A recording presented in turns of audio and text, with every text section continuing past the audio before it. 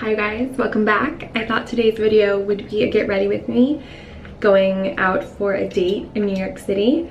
I love watching videos like this, so I was like, why not just film one? But I'm also going to answer some questions about dating in New York and all that fun stuff for all of those of you out there that want to know more.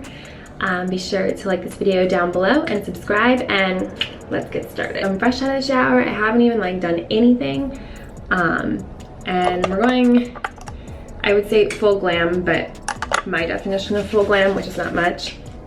Just putting on some squalane oil. I have combo skin and oils are like my best friend. And I've got my organic energy drink because I'm tired.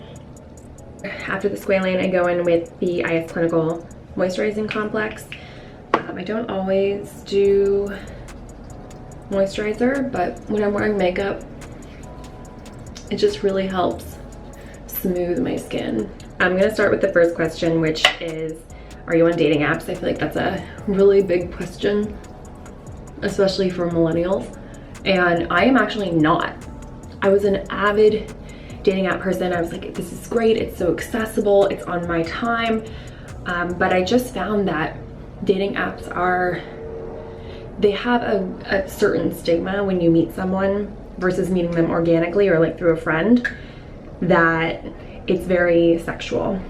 And I think that's for everything, even Hinge and stuff like that. I still feel like that is just the initial vibe that comes off is sexual encounters instead of emotional and things like that I'm looking for. So I got off dating apps. I haven't been on in 2 months and I do not miss it at all. It's hard to small talk on there, and Hinge's algorithm is, I'm sure you guys have seen the TikTok, it's just insane. So I'm not about it anymore. And I was on Riot for a little bit, but I couldn't handle it.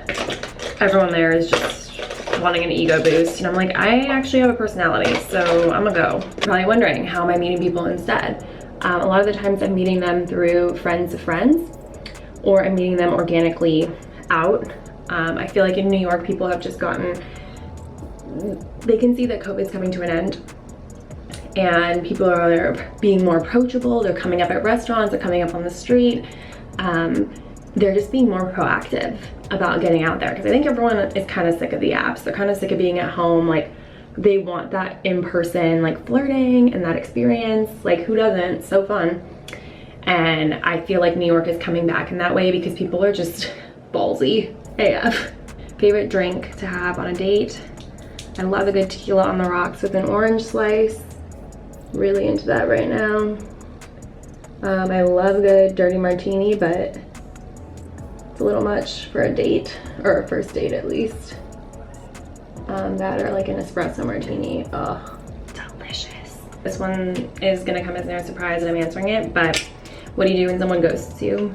I hate that that's part of our culture, because I am a firm believer of just letting someone know that you're not interested. Who cares? It takes 2 seconds.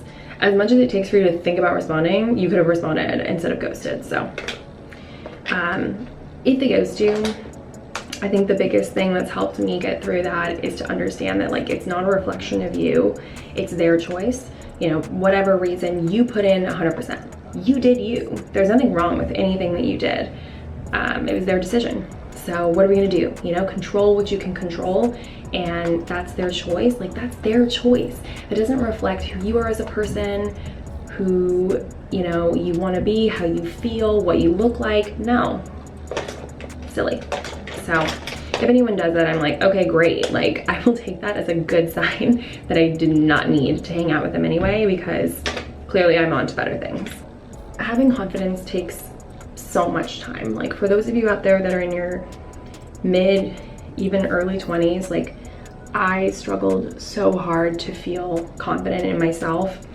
I didn't know what I was doing, and it was completely a reflection of experience. I just didn't have a lot of experience in dating, in red flags and green flags. I just had no idea. So it takes time to build up that confidence and understand who you are and being proud of who you are. A lot of the things that built me up were looking at myself in the mirror and practicing self-love. I know self-deprecation is one of the easiest things we as women could do.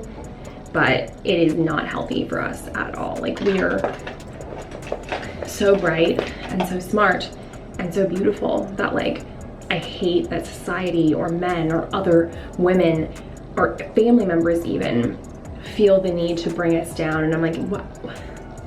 Why? I love this stuff, the airbrush from Charlotte Tilbury. It's so expensive, but it works so good and it's so fine. We can talk about the date tonight. I'm going to a place called Ofrenda. I believe it's in Greenwich Village or West Village, one of the two. Super excited. It's actually a gal's date, so I tricked you guys. It's not an actual date, but close enough. All right, you guys, we're back. Outfit's on. I'm wearing this top from Shein, and then I have a little Gooseberry Intimates top poking out, and then I'm wearing these A Goldie jeans and just my platform Converse. It's gonna be a little bit more casual tonight, which I'm about, but thank you guys so much for watching and coming along. I hope you guys enjoyed the little Q&A, get ready with me. It was kind of fun. It was hard. It was hard to multitask and like put my makeup on and check my makeup and then also think about what I was saying. So props to people who do this for a living, because it's not easy. But I hope you guys have a great night, and I'll talk to you guys all very soon. Bye.